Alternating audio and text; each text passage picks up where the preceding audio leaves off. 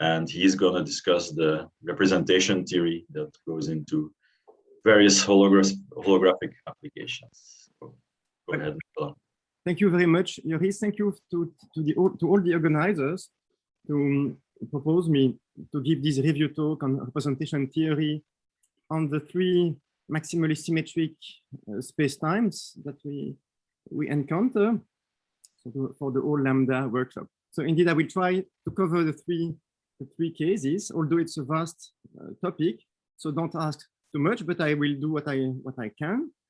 So in these three cases, Lambda 0 in flat space, my talk will be based on a review I wrote with Xavier Beckart that has been online for quite a while, but that we only recently published in these lecture notes there. It also includes, by the way, the three-dimensional case in flat space there that I will not talk about probably today. Then for the negative cosmological constant case, this is my review will be mainly based on works by Metsaev. So that's one of the references, but there are several. And also on joint works I've done in the past with Carlo Iazzeola and Per Sundell around 2008. And then for positive cosmological constant, so for De Sitter, ADS, Minkowski. So for De Sitter, it's based on this work with Thomas Basile and Xavier again. And I don't resist, of course, being in Belgium, to talk about Georges Lemaître, who is the father of modern cosmology, and to whom the cosmological constant was very important. And there is this drawing he made at about the time he was doing his famous paper in 1927, where he drew the various possible cosmologies with all the signs, all lambdas are there.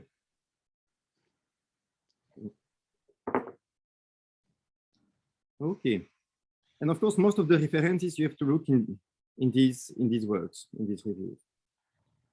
Okay, so for the plan, some motivation. Then I will talk about the classification of unitary irreducible representations in flat space and the wave equations associated one-to-one with them. Then I go to negative lambda, so 0, negative lambda, and then positive lambda in this part. And then I might talk about the Dirac singletons if some people are interested. So most of, well, all of these slides will be concerned about spacetimes with dimensions strictly greater than 3.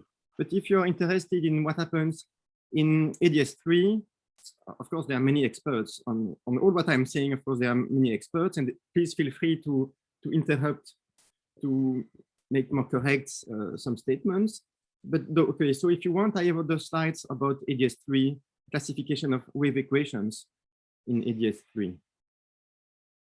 Okay, so a motivation for me to study this program, so classification of unitary irreducible representations of maximally symmetric spacetime algebras, is quantum field theory, with the beginning the works of Majorana, 1932, Dirac, 36, Fields, Pauli, most notably the classification by Wigner in 39 of the unitary of the UIRs of the Poincaré group in 4 dimensions that defines what is elementary or fundamental particle.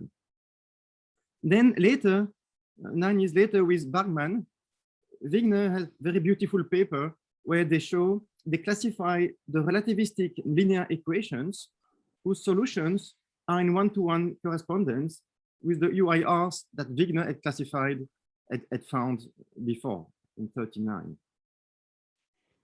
And as you know all, but I can still repeat it, that in 4-dimension Minkowski spacetime, lambda is 0, particles, elementary particles, are characterized by mass and spin, or rather we say LSET in case the mass is 0.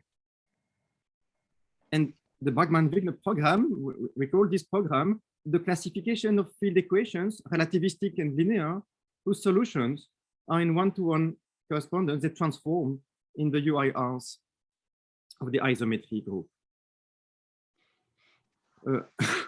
First, a remark. In the massless case, there are also continuous, aka infinite spin UIRs. I will not talk about that, but this we discussed in my review with Xavier. I gave the reference on the first slide, but I can also give the reference to the this more recent review, still with Xavier and Zhenya Skvortsov. So the point is that once the higher spin, I will call higher spin representations of Poincare algebra have been seen to exist, in the sense that the UIRs exist, then it's natural to ask to do second quantization. And for that, we need a Lagrangian, or at least a conservative approach is to require a Lagrangian. So I will not touch this program much, but first poly program consists in associating a quadratic, local, and Lorentz covariant Lagrangian to every UIRs of maximally symmetric space-time isometry algebra. This program was initiated by Firth and Pauli in 39 for massive spin 2 in 4D. Then few references: Chang, Schwinger in 70, Singh-Hagen in 74. We have the Lagrangian for massive higher spin in flat space of dimension 4. Then in 78, Fransdal and Fang, they obtained the Lagrangian for massless helicity S field around the three cases we are interested in this workshop, so flat, ADS, and de Sitter space-time. And they did it by taking a limit of the Singh-Hagen Lagrangian massless limit. As I said, the 3 decays in flat space, Minkowski 3, so 2 + 1, is very interesting too. As I said, this is reviewed in my lecture notes with Xavier. So for the Bachmann-Wigner program in dimension higher than 4, this was achieved in the late 80s by Warren Siegel, Barton Spivak, and in a minimal form by Labastida in 89, and then with Xavier, we proved the correctness of the field equations that were proposed by Labastida in 89. And this program for fermionic fields has been completed by Andrea Campoleoni, Dario Francia, and Augusto Sagnotti, and Giat Murat.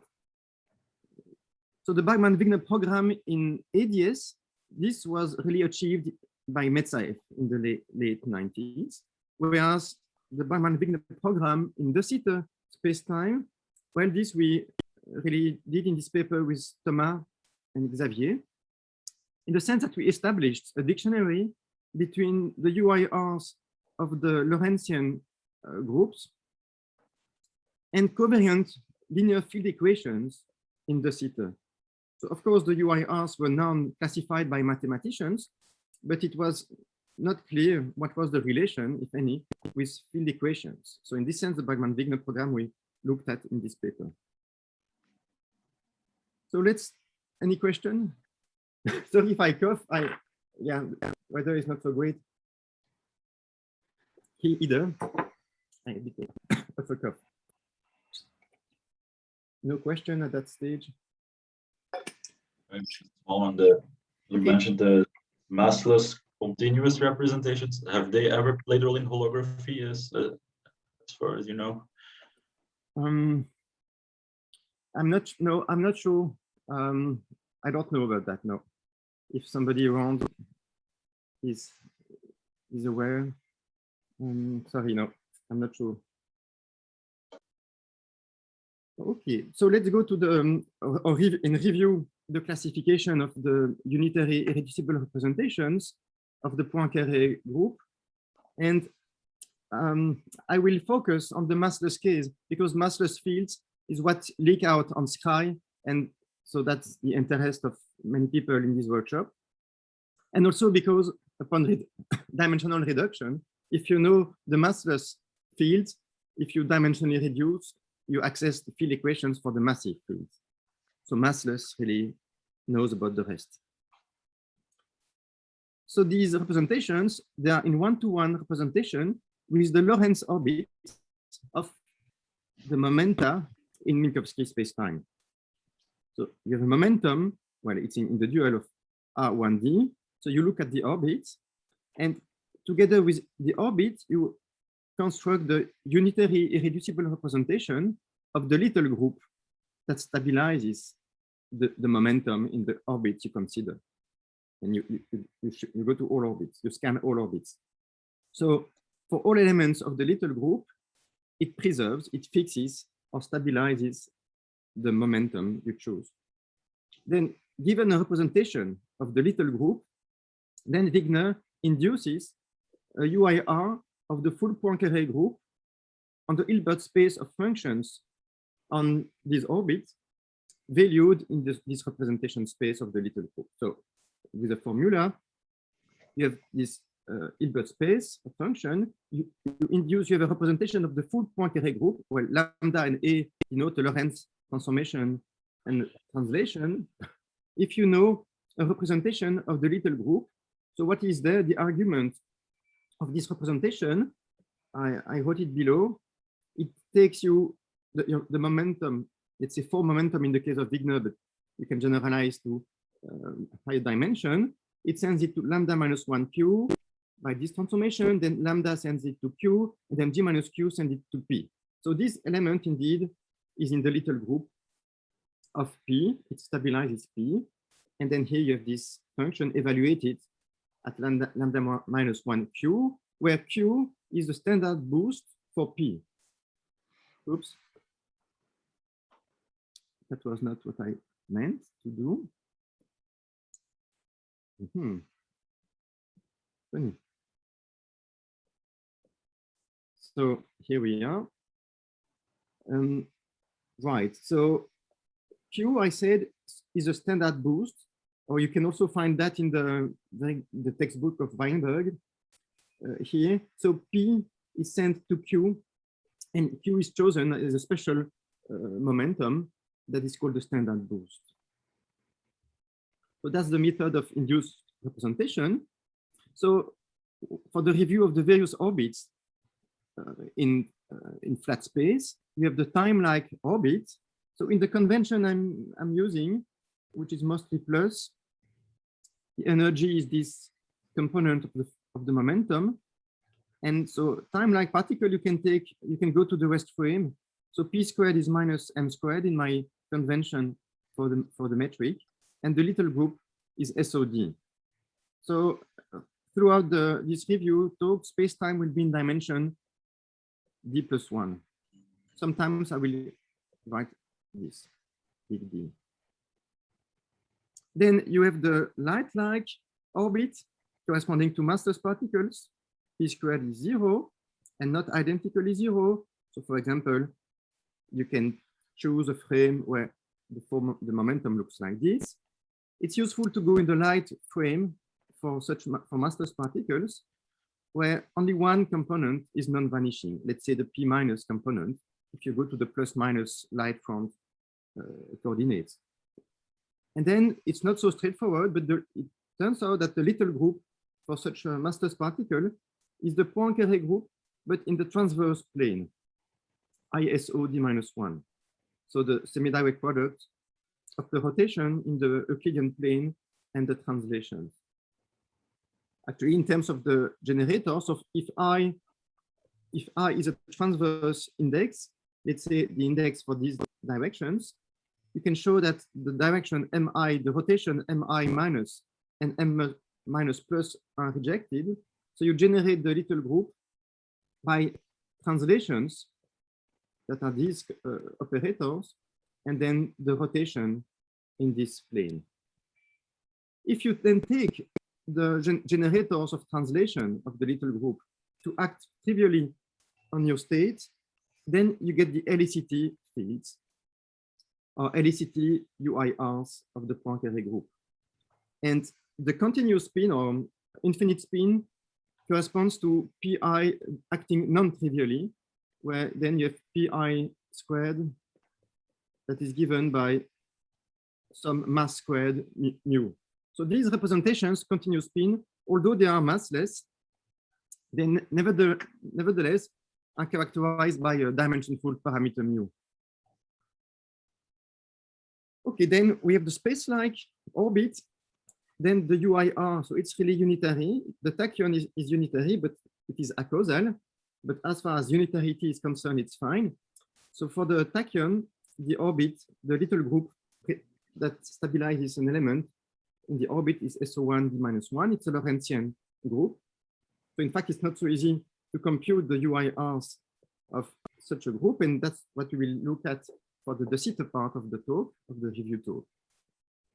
And finally, there is the null orbit, where the momentum is identically 0. And there, the little group is the full Lorentz group. Okay, so let's go to massless fields and let's build covariant linear wave equations in Minkowski spacetime of dimension d+1. First, you pick up a potential, think of it as the potential gauge field, and take it to be valued in GLD+1 representation associated with the Young tableau that I depict like this.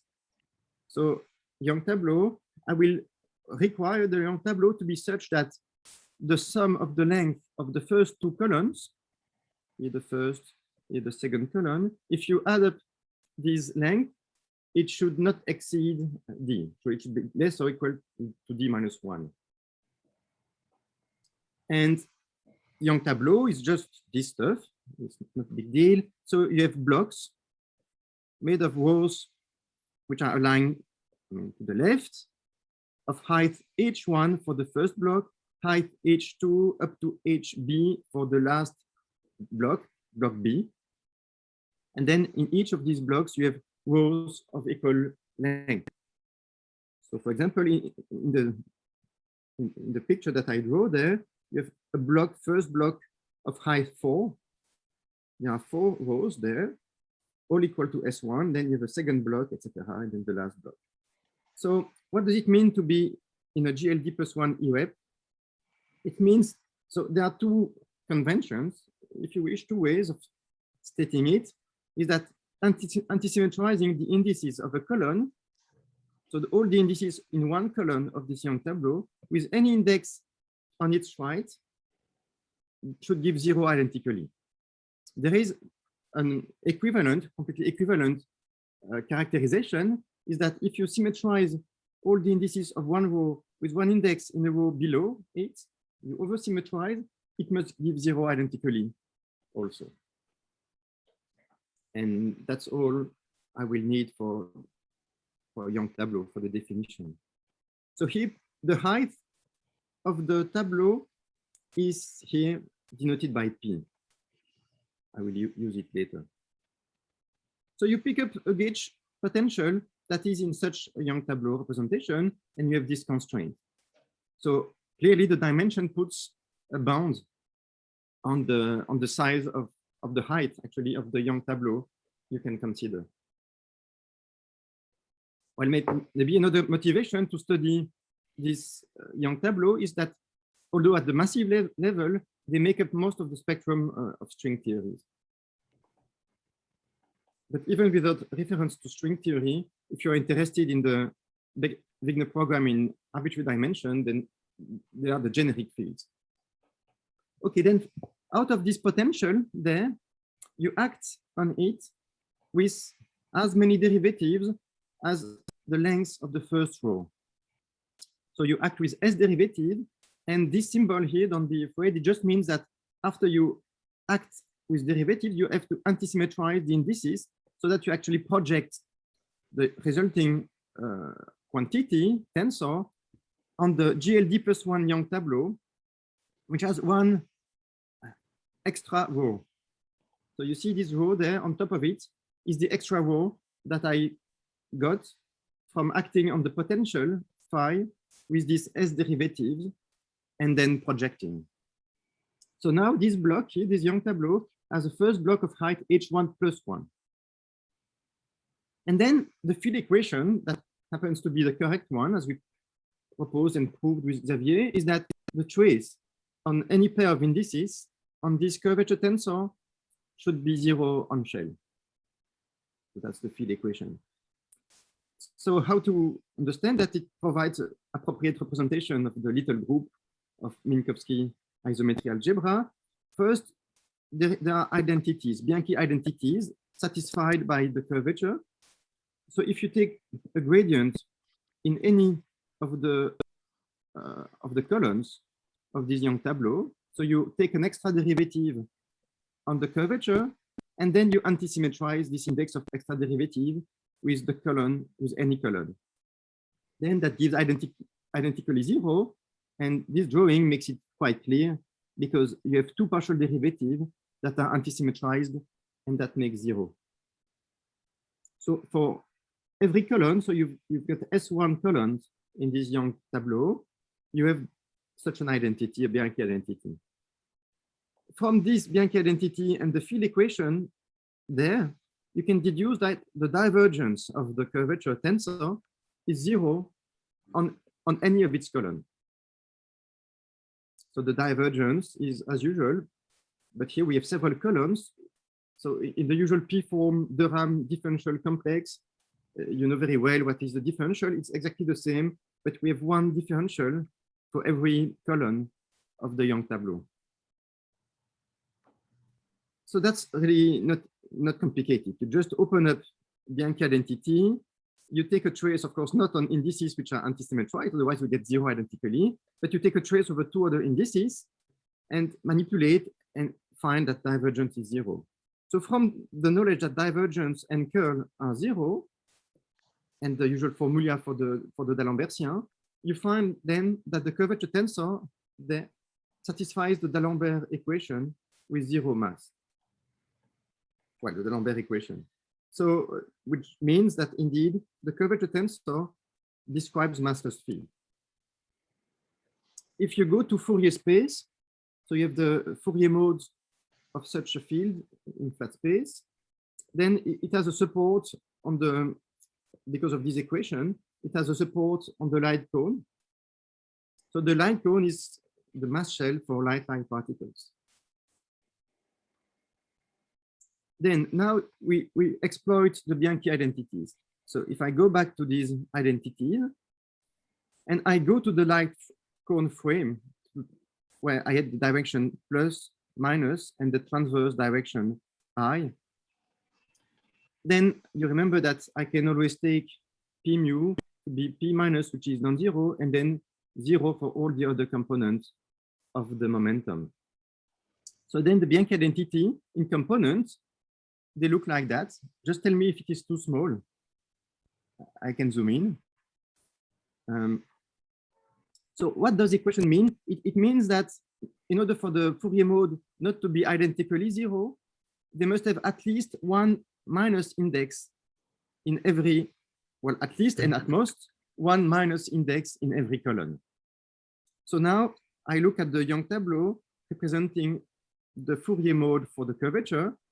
And in the box, in the cells, I put one minus here, let's say, in the first row. Obviously, you cannot have another minus because since every indices in a column are anti-symmetrized, that would be 0 identically. So here, this new check denotes an index which takes value in the plus direction and then in the transverse directions, for which I use Latin indices AJ, K, etc. IJ, K. Good. So what we see there, and in fact, it's quite easy when I give some example, but you can see that now the non-zero components of the curvature tensor in Fourier space now correspond to the Young tableau of the original potential, but now for GL and for GLD. So one dimension less, namely the minus direction has been frozen. So once this information is found, you go to the divergence-less equation. Again, when you raise an index to minus, it becomes a plus in this set of coordinates, light front coordinates. So what you see is that because this is non-zero, anytime you have a plus index somewhere, here, the component, the Fourier mode should vanish. So which just means that you have to exclude the pluses from the remaining indices, which are there in the cells. So now you go to GLD minus 1, you know that the curvature takes value in such a representation of GLD minus 1. That's the transverse space. But now tracelessness, the original tracelessness of the tensor which I remember was the field equation. That's tracelessness, so it means it's an irrep of SO1D, the curvature. But now it's easy to see that it's traceless in the sense of SOD minus 1 in the transverse plane. So the conclusion is that the curvature tensor, or take its Fourier mode, it reduces on shell to an irreducible representation of the little group for LACT type massless field in D+1 Minkowski space. It transforms in a UIR associated with such a Young tableau of GLD plus 1. So indeed, SOD minus 1, I recall, is the little group for LACT particle. So then we induce a representation of the full Poincare group from such a field.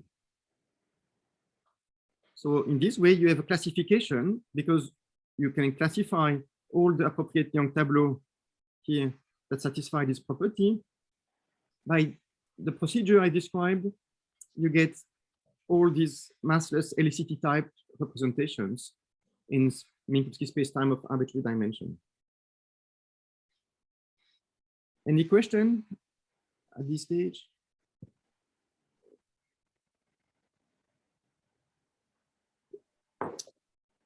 Okay, so let's look at gauge invariance, because we know that masslessness is associated with gauge symmetry, with gauge invariance.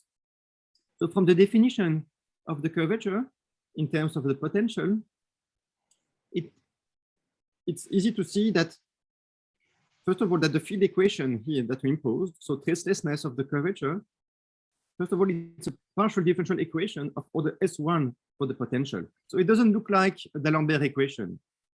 What I showed is that the D'Alembert equation is clearly satisfied on the curvature itself, but not necessarily on the potential. But okay, so there is some gauge fixing that can cure this issue.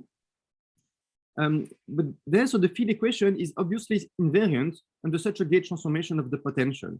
So if that's the potential gauge field, it transforms with as many gauge parameters as you have blocks in the gauge parameter Young tableau. So here I've got 3 blocks.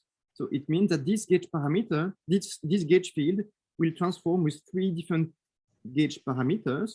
Each time the gauge parameter you get by removing here this cell from the original field, you act with a derivative and you project such as to reproduce the shape of the potential field. The same now for the second gauge parameter, lambda 2. It means that you take the second block there and you remove a small cell there that you replace with a gradient, and etc. up to the last block. So gauge invariance is indeed associated with masslessness.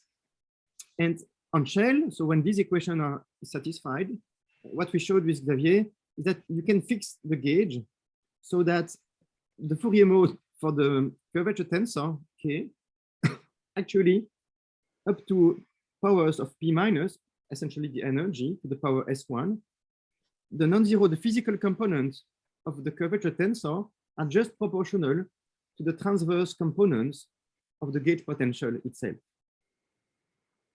And we also showed that there is a partial gauge fixing. So at this stage, these gauge parameters were totally unconstrained. So no trace constraints are imposed on these guys. But we show that there is a partial gauge fixing that moves this equation, which is PD of order S1, and S1 can be as big as you wish, to a second order field equation for the gauge potential. And in fact, in this way, we recovered the field equation proposed by Labastida in '89, but we couldn't prove that it propagated the correct degrees of freedom. The proof that we did in terms of the curvature tensor makes it very easy to get the correct degrees of freedom. Some questions about that? So for an anecdote, with Xavier, we've been very inspired by the papers of Weinberg of '74, where he looked to scattering any annihilation construction operators for massless fields. So Weinberg is in second quantized picture. We were very inspired by that. There are some hints about such a construction in this old paper by Weinberg, but it's not there. Actually, among the last works of Weinberg, a few months before he passed, was to study precisely the problem of wave equation, but in the second quantized description for Minkowski space-time of arbitrary dimension. And he was not aware of the work with Xavier. So actually, he conjectured the field equation that we had proven.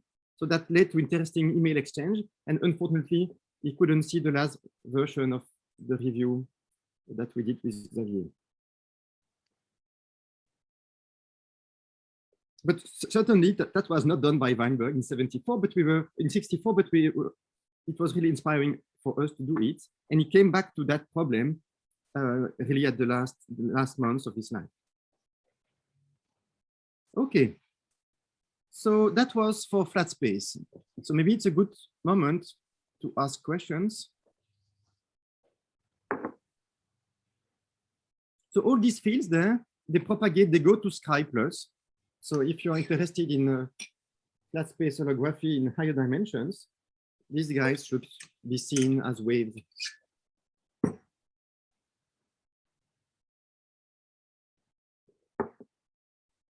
Okay, so let's go then to now the Bargmann-Wigner program for negative cosmological constants, so maximally symmetric spacetime, which is anti-de Sitter, and some convention.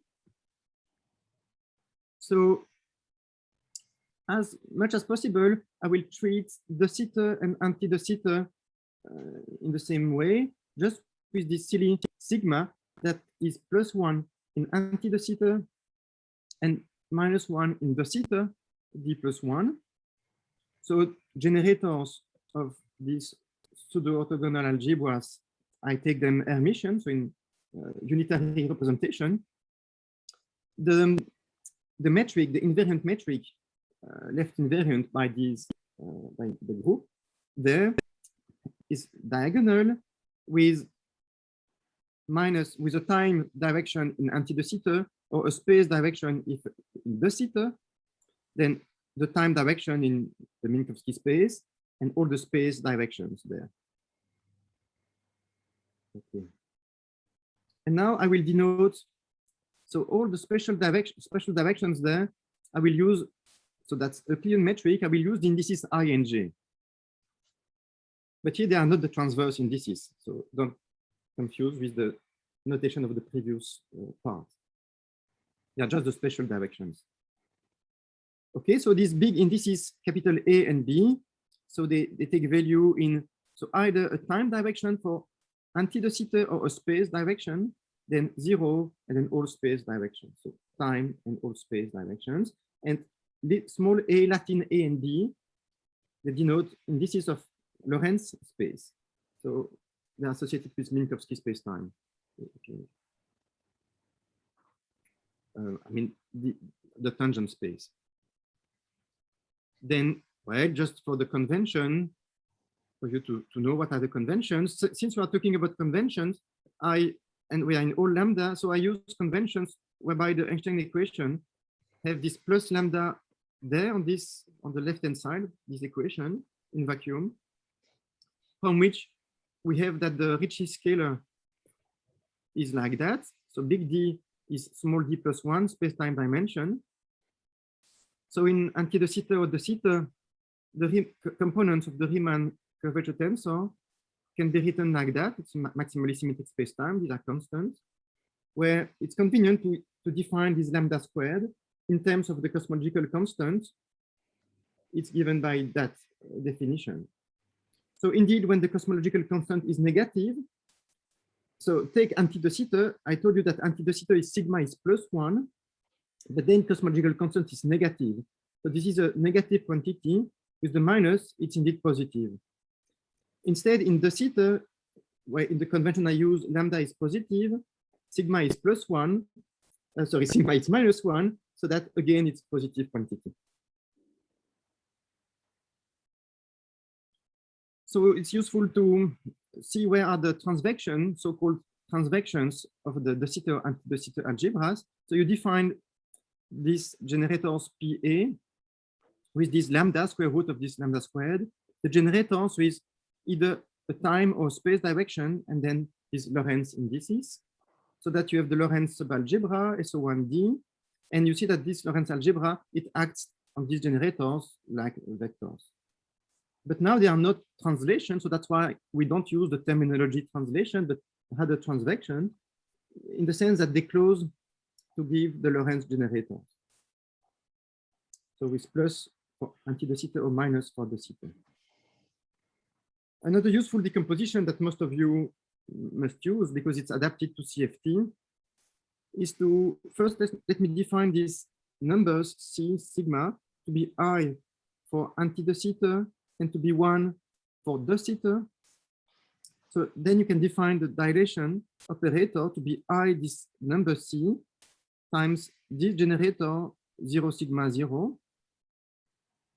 So if you are in anti-de Sitter, this is generator along the two time directions of the signature of anti-de Sitter. Then you can define the translation for the let's say Minkowski boundary space-time in holography. You take this linear combination with C, and then generators of special conformal transformations are defined like that. So then you can indeed present obviously the conformal algebra.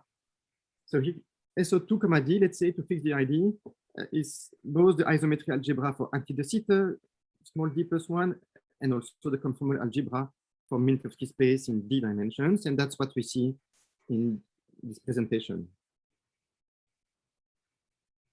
So again, in anti-de Sitter, representation theory is easier in the sense that here you have a compact, that you have this circle, in fact, so compact directions. So the energy here, the eigenvalues will be integer.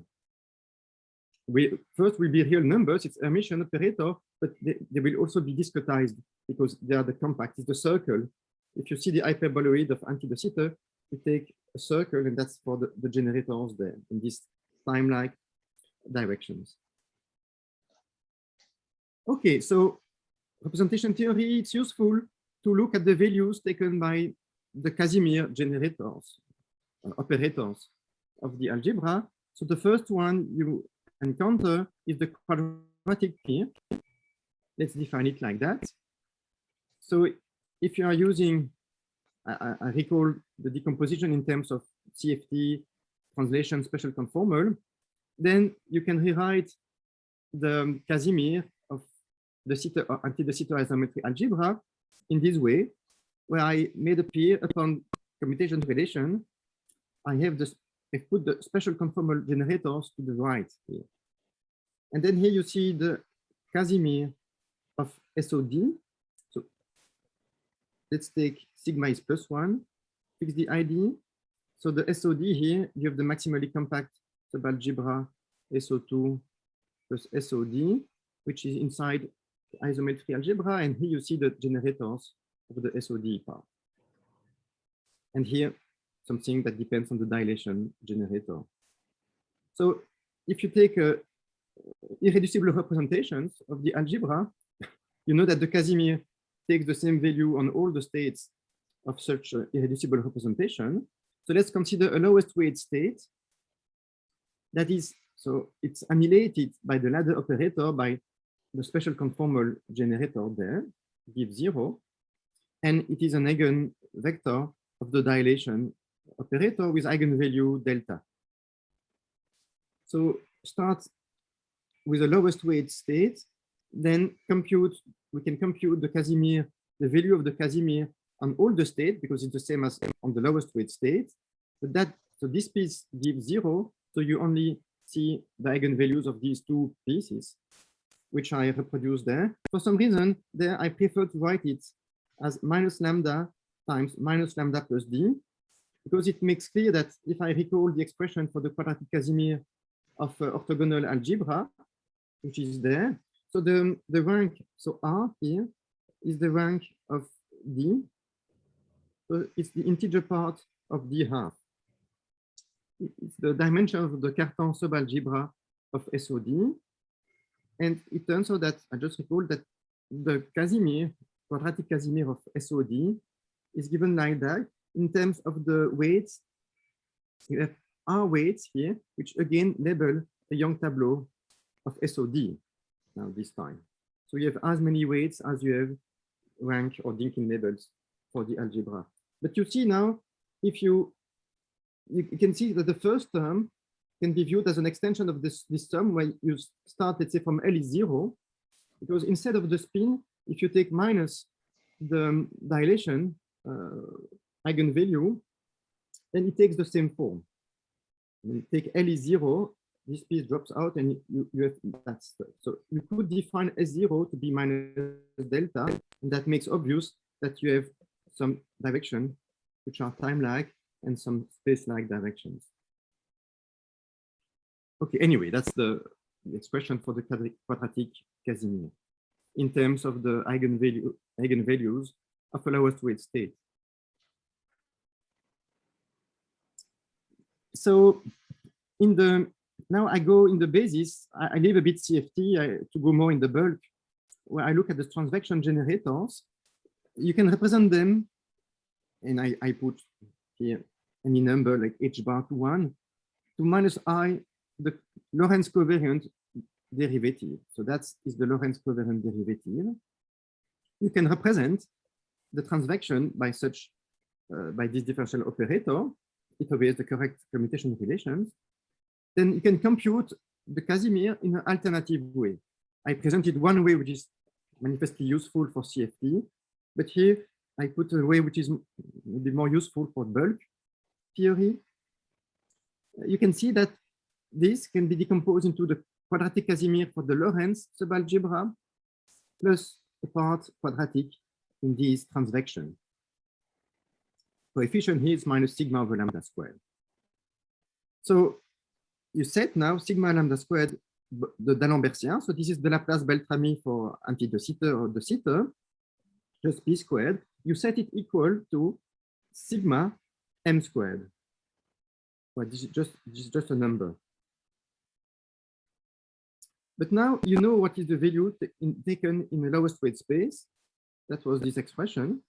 So you have an expression then for the eigenvalue of the Laplace-Beltrami operator and the eigenvalues of lowest weight space.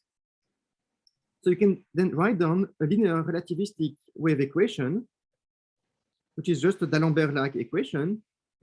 But since p squared is not a Casimir of the de Sitter or anti-de Sitter algebra, it has no meaning really to talk of a mass. So I just mentioned that this is the eigenvalue of the Laplace-Beltrami, but it has no really intrinsic meaning in space-time with curvature. It has a true meaning in flat space because p squared is the quadratic Casimir of the Poincare algebra, but not in de Sitter or anti-de Sitter. But nevertheless, it's useful to consider such wave equations because we can indeed classify the UIRs go hand in hand, one-to-one with such wave equations. Actually, demanding gauge invariance of the field equation, and I try at least, trying to extend the notion of gauge invariance that I showed you in flat space to anti-de Sitter. So you impose kind of dead on the gauge there, generalized dead on the gauge. So tracelessness of the potential, divergenceless of the potential, but now you are in ADS or de Sitter. You ask invariance of this wave equation. You find that actually, and Metsaev found it, there is room for only one gauge parameter. So instead of all the gauge parameters you had for such a field in flat space, such a massless field had as many gauge parameters as blocks of the Young tableau. Now, anti-de Sitter or de Sitter allows for only one gauge parameter. So in this sum, only one will survive. And then you can read off the value of the mass squared. And okay, so now I recall you that, so Pi is the cumulated height of the various blocks of the Young tableau. So block, let's say block I here is second block in my example. So if you take the height of the first plus the second block, that's P2. So you sum H1 plus H2. So what appears there in this formula is Si, which is the length of the block number I, Pi, which is the cumulative height up to block I, minus T, I will come back to this integer T, times this other integer where now the dimension D appears, minus the sum over the Dynkin over the rows of this Young tableau. It's Young tableau with various rows, as many as the rank of SOD.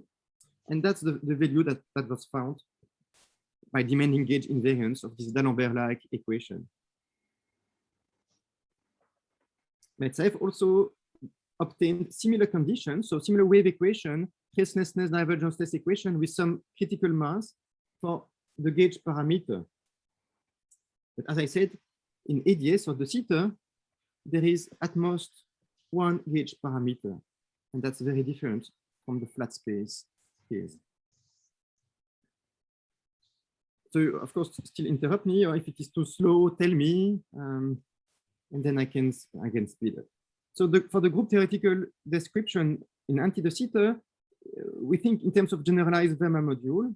So generalized Verma module, you start not from a state, but from a representation. So UIRs already a representation space, not a state, of SO2 of the maximally compact subalgebra.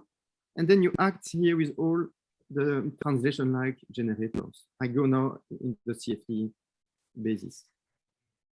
Recall you that what I call delta is sometimes written E naught because we are in anti-de Sitter. That's really the energy operator. So what was D is really the energy. So E naught. So that was the value for the quadratic Casimir. So what is the list of UIRs? How to describe them? Well, it turns out that if you take any Young tableau here that is allowed for SOD, in particular, it has a block, the first block of length S1 and height H1. It turns out that unitarity requires that E naught, critical energy of the lowest energy state in this module, must be strictly bigger than S1 minus H1 plus D minus 1. And here, S1 is strictly positive. That's not for the scalar. So these describe massive unitary fields in anti-de Sitter. If you reach the critical values, EI with a T, what you get, so these are the values, what you get is a partially massless gauge field in anti-de Sitter. So when T is 1, it's a really massless field, but T can go from, if you look at the difference of the first two blocks, T here can be between 1 for strictly massless field up to the difference between the two lengths. So L1 minus L2 is the upper bound for this integer T for the various depth of a partially massless field. But notice that for unitarity in anti-de Sitter, T has to be 1. So unitarity in anti-de Sitter imposes that T should be equal to 1, not higher than 1. But you have a mechanism of gauge invariance of generalized submodule if you take T greater than 1 and bound it by what I gave you. Then now look at this for the scalar fields. So for scalar field, there is no Young tableau. I mean, it's the trivial Young tableau of SOD. Unitarity requires that E naught, critical energy, so that gives 0 for a scalar field, should be bounded below by D minus 2 half. That's for the scalar called the rack or scalar singleton. And for spinor field, which I don't discuss in most of the talk, I don't discuss spinor field, although they go along the same lines. But here, just for the special case of the Dirac singletons, I like to mention that this is the bound for a spinor. And when the bound is saturated, you have the D called the D singleton of Dirac. Now, if the energy, critical energy, is not one of these values or is below the one for the first block, you see, when the first block is activated for S1, H1, you have massive and non-unitary fields. And I just reproduce the expression for the mass squared eigenvalue in this D'Alembert-like equation. So gauge invariance of this D'Alembert of fields polytype wave equation, the gauge invariance is reflected at the group theoretical level by the fact that there is a sub-generalized Verma module in the generalized Verma module you built based on the Young tableau of SOD and the critical weight of energy in case of anti-de Sitter. It turns out there is a sub-Verma module which is itself irreducible. There is no sub-generalized Verma module, and it's the quotient. So if you mod out the Verma module by the sub-Verma module, then you get a unitary irreducible representation. And this module there reflects the Verma module associated with the gauge parameter. Actually, there are so here I have put already the irreducible one because there is a generalized Verma module based on this weight and based on special Young tableau associated with the Young tableau of the gauge parameter. So you have reducibility, so gauge for gauge transformations. But here I've already written the irreducible module. All that you see very well, quite clearly at the level of the characters. So we have looked at the characters of the SO2 plus D. Most of the works had been done by Francis Dolan. Many important formulas have been found by him. But so looking by inspection the characters for SO2, D, you can make this translation with gauge equation, with gauge fields, wave equations, field equations, gauge parameters, etc.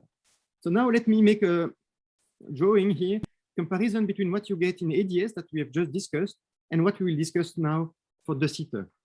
If time allows. Joris, how many time do I have?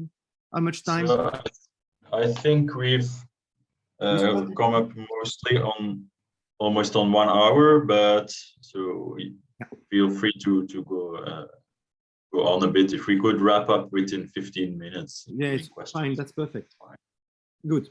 So in ADS side of the story, we start from a vacuum SO2 plus D module.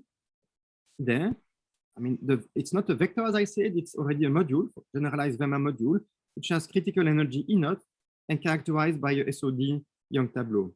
We computed the Casimir, this. We found what was the critical mass. So in both cases, we like to have this wave equation because then we can also do holography. So this wave equation, there, this is the Laplace-Beltrami or D'Alembertien operator, if you wish. The critical mass is given by this formula. And the field is massless if the energy takes one of the critical values, one for each block. And actually, T is this depth of the partially massless field, but unitarity, as I said, requires T to be 1.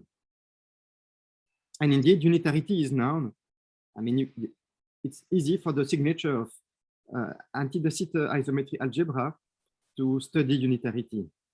Unitarity is much more tricky if you change the signature and if you go to de Sitter, so to Lorentzian signature for the isometry algebra. But still, you start from a vacuum, so you can construct a generalized Verma module based on such a module for the vacuum, so the lowest energy states, if you wish, although there is no energy really there in this language, so that's an abuse of terminology.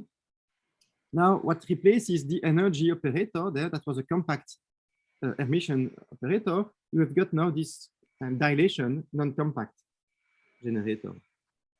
So you already can guess that the eigenvalue there can be real. In fact, also it can have a purely imaginary part. And it will no longer be discretized. So, but the Casimir, the quadratic Casimir, take exactly the same form, except that now we write delta C for the eigenvalue with respect to this non-compact generator. And M squared here, it's really the same up to the sign. See, there is this minus and plus here. Here I had the plus and minus. So but apart from that, you replace critical energy by this eigenvalue for this generator, and you have exactly the same formula. So you use this sigma. You remember that there was a sigma that is +1 in anti-de Sitter and -1 in de Sitter. Well, that is reflected in the sign of this number here. So, okay, now the question is, what does it mean massless? So for what values of this parameter, and how, what unitarity imposes? What does it impose on the value? So let me list for you then the list of unitary irreducible representations of the Lorentzian groups. First, in the abstract language that you can find in the books that you find in the reference of the paper with Thomas Basile and Xavier Beccard, for example. So books by Todorov, Schwartz, Dobrev, many people. So first you have the, let's say, the principal series, where the eigenvalue there of this dilation operator is, there is integer part, there is a real part, d½ and a purely imaginary piece. So rho is real number, arbitrary real number. And the Young tableau there of SOD is just any Young tableau. Well, just that for a scalar field, so take a trivial Young tableau, what you find from the wave equation I wrote before is that the mass squared is always positive number. So the value taken by the Laplace-Beltrami is always positive in the Sitter here, but that's just a small comment.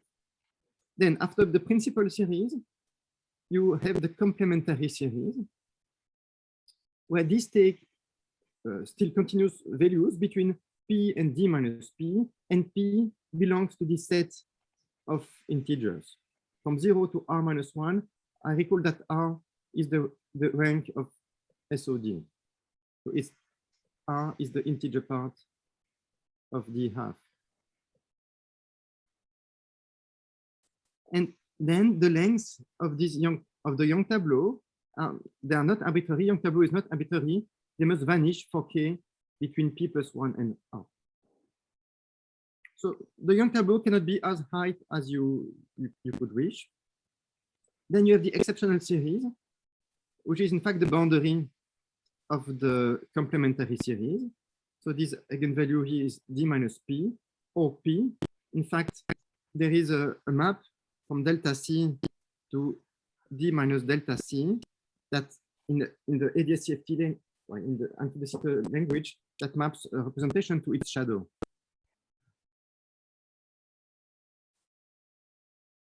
Good. And again here, the Young tableau cannot be as high, as big, as tall as you wish. Here it was arbitrary.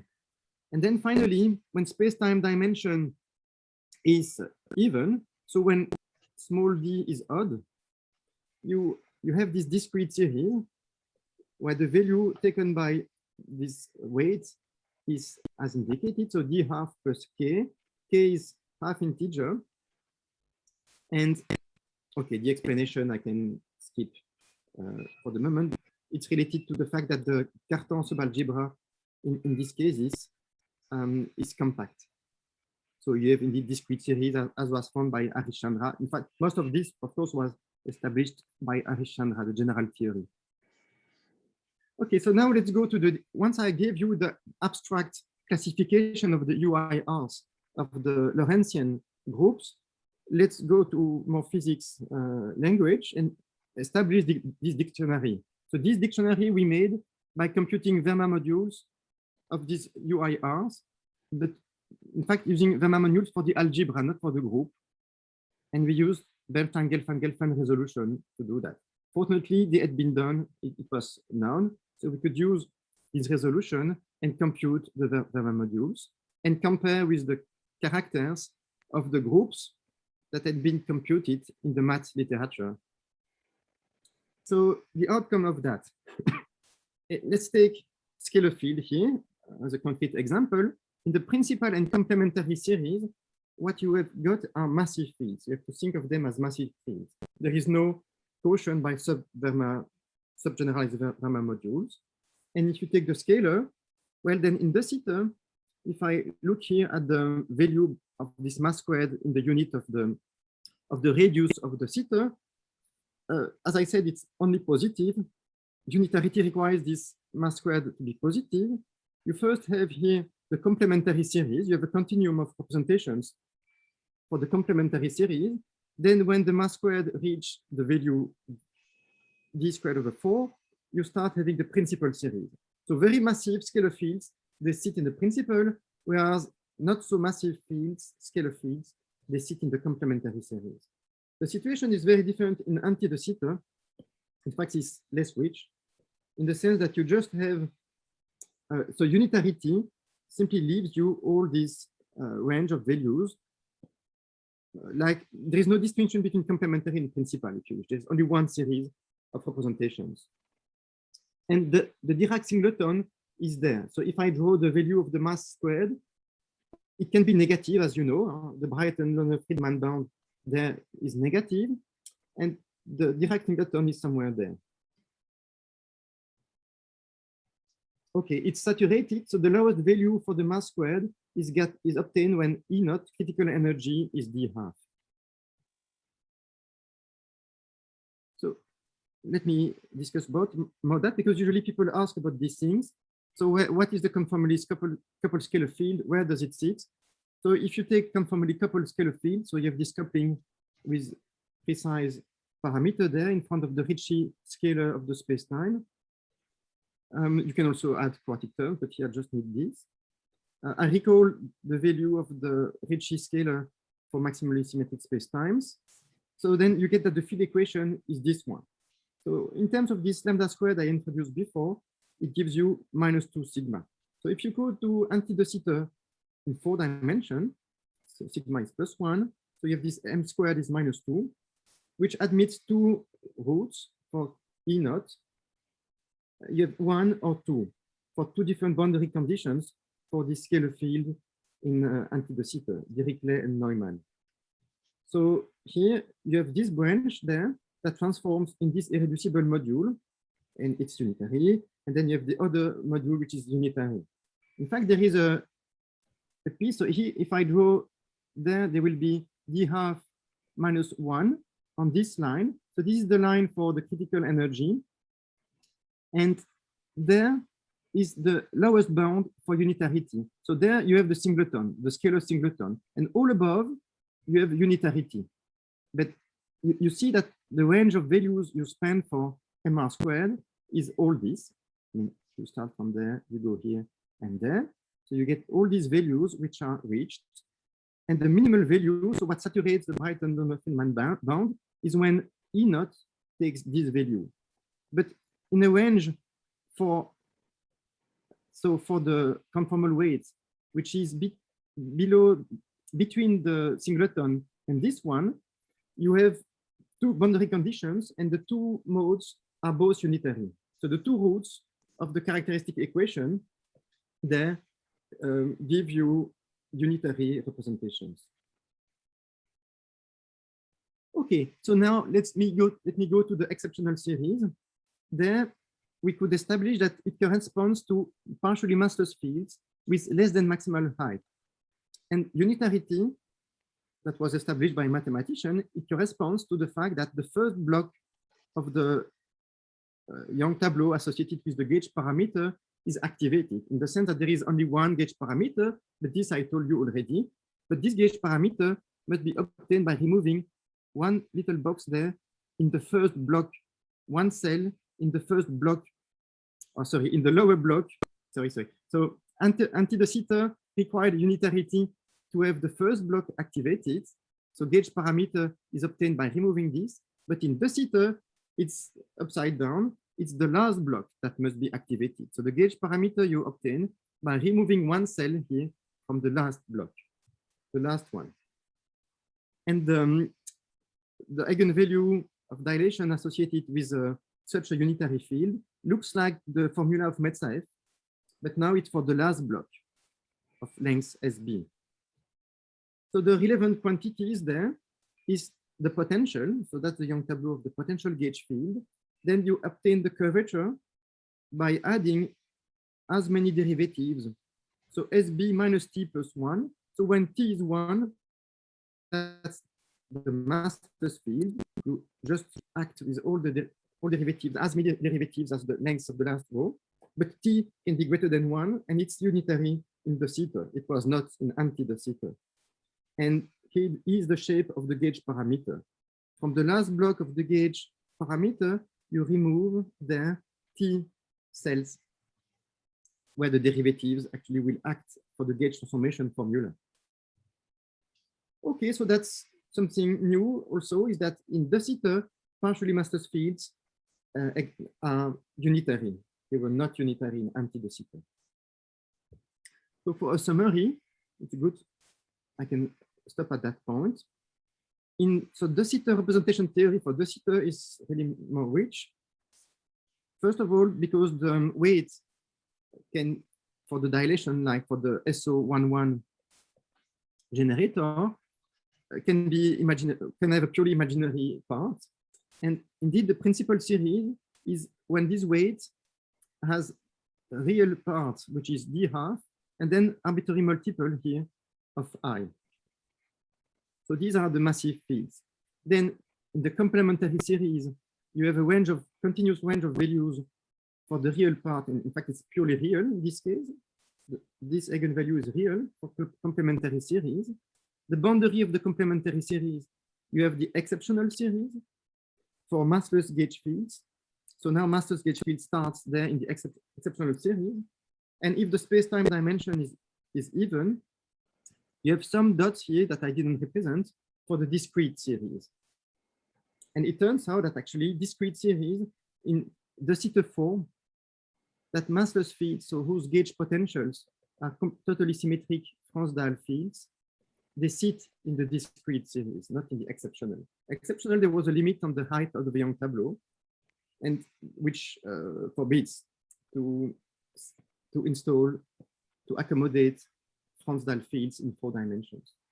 So in the anti-de Sitter instead, it's a bit dull. The situation is a bit dull. If you're above the critical weight of Metsaev, you have massive unitary fields. Then you reach this critical value. It's massless, still unitary, and below it's massive non-unitary. And then you have singletons, but that I briefly discussed, but I have no time to discuss more. So I think it's a good moment because I exactly took 1 hour. I think we started at 9:41. Yes. So that makes 1 hour. Okay, thank you very much, Nicolas, for this nice review. So are there questions at this point? Dio, please go ahead. Hi, Nicolas. Thank you for the talk. So hello.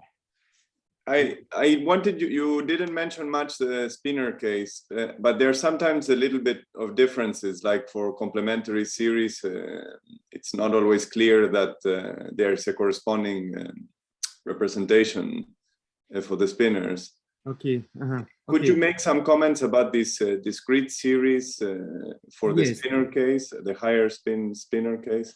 Okay, let me try to do that. For this, I take the paper there with Thomas and Xavier, and indeed go to the more precise description. Okay. So, okay, nothing to say about the principal series.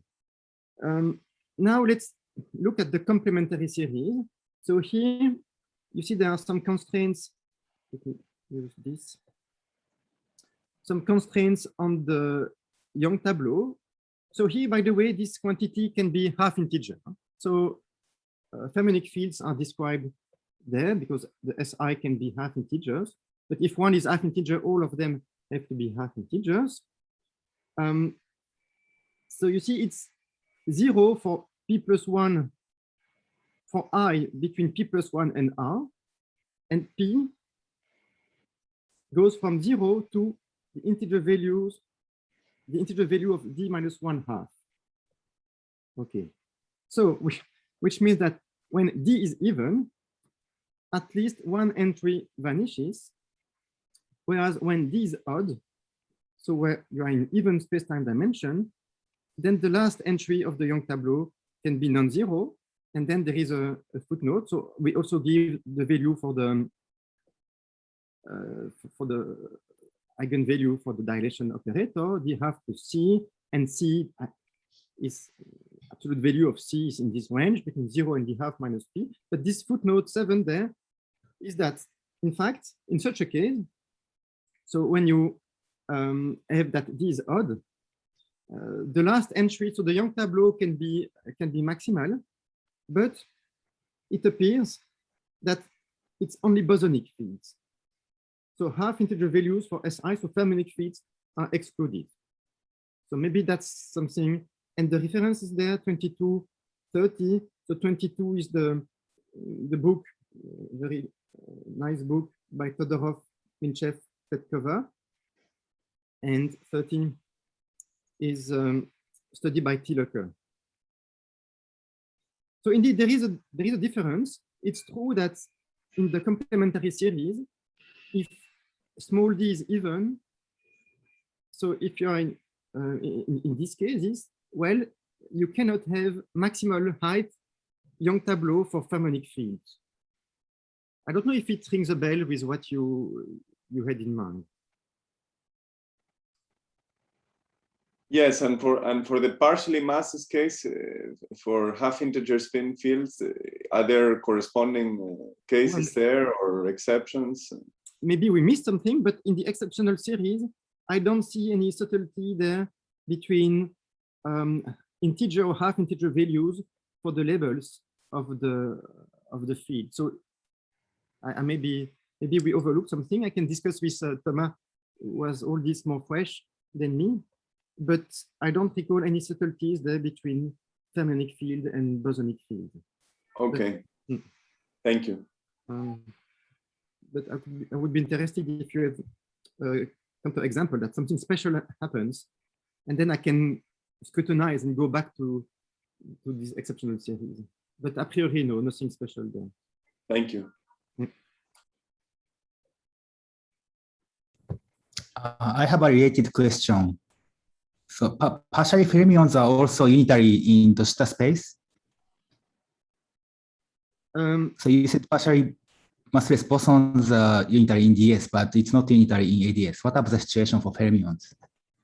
Oh, it follows the same pattern. So okay, they are unitary in DS. So they are non-unitary in ADS, but are unitary in de Sitter. For both bosons and fermions. Yes. Okay, so thanks. You see here in this in the notation we have, so the entries of the Young tableau can be half integer, and everything goes through. I mean, we gave the results with understanding that the labels SI can be either all integers or all half integers. In the case of all half integers, in some parity of dimension, the last weight can be negative. And you have these two chiralities that are there. And in fact, that are important for the characters in the principal and complementary series. You see the two chiralities that appear there, kind of two branches, two modules.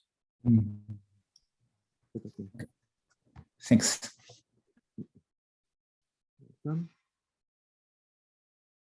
Any further question? I wanted to maybe ask Nicola to comment on the three-dimensional bulk case. Okay. I guess the complementary and principal series still play a role there also, I guess. Yes, indeed. So let me take these slides. So the story goes through, but here only ADS3, right? I don't have something to say about DS3. So, okay, because of that. Sorry, maybe your question was about DS3. No, in general, I mean, I'm also happy with it. Okay. So, well, there you can classify this program, this Banach-Wigner program, if you want, also can be done. And that's something we did with Per, Sandel, Ergin, Sesgin, and Mitya Ponomarev.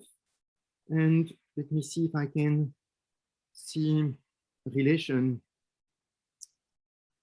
Yes, the spectrum unitarity is the same in the sense that you have the, in terms of the weight, is the singleton that saturates the unitary band.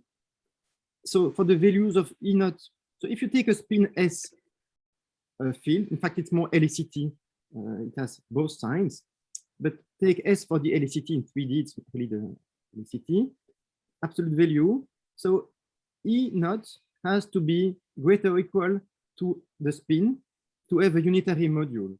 And when you saturate the band, so when the critical energy of the, so the lowest energy state takes the value S, then you find the spin S singleton in anti-de Sitter 3. But that's perfectly, it's somewhere here. So if, again, if I draw the line for the value of the mass squared, it must sit somewhere here, the singleton. But okay, sorry, I cannot say something about de Sitter 3, but only anti-de Sitter 3, where things go roughly in the same way. I don't think that there are big surprises there. You have these singletons that show up in critical values for this mass parameter there. And you have that lowest energy representation in anti-de Sitter 3 are in the tensor product of a lowest weight representation for, let's say, the right SO12 times a highest weight representation for the left SO12 in the decomposition of SO22. But yeah, nothing more fundamental to say. So if somebody here knows about de Sitter 3, I would be interested, but I mean, I suspect there is still this complementary series for not too massive fields in de Sitter 3, and then the principal series for as massive as you wish scalar fields in DS3. In fact, three-dimensional case is really more special for flat space, because there you can have fractional, what is called fractional spin field. It's misnaming because the spin is not necessarily a fractional number. It can be any real number. And at the second quantized level, they correspond to anyons. So there is a richness there of representations in flat Minkowski space. So Minkowski space of dimension 2 + 1 that we reviewed in these lecture notes with Xavier, but indeed that I didn't mention here, lack of time. So what I have after that we could discuss later on for those who want is that I have redone for you Flattou-Fransdal theorem. So for the infinite spectrum of massless fields that you have in anti-de Sitter space in terms of tensor product of two singletons. So that's kind of important formula there for holography as well. So that's part of the material, even for a school, because I do all the computations. So for those who are interested, and I review a bit about this algebra and characters in general, and then do the computation step by step. But that can obviously go to a discussion. Okay, thank you very much again, Nicolas, for thanks. I guess there are no further questions at this point. So Nicolas will be also in the Gather Town from 1:15 onwards. Yeah, I'm sorry, I thought it was useless to motivate the necessity of studying these representations, but the other talks and the talk of Dionysius made it clear that these fields in de Sitter are particularly interesting, not only because the representation theory is more rich, but the characters are related to quasi-normal modes and many interesting physics going on there. So I have left all this physical motivation to the other speakers. Okay, thank you very much. Bye-bye. So we will continue in about 20 minutes with Toshifumi's talk. So until then, see you all later. Good.